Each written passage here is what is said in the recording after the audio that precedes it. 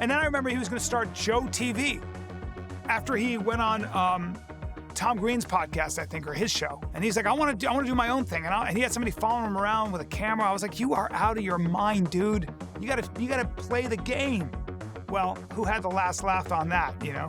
I'm going to do a podcast. I didn't even know what a podcast was. We were doing his podcast in his garage. We were doing his podcast, I remember, in this sort of spare room that was totally cluttered back in the day.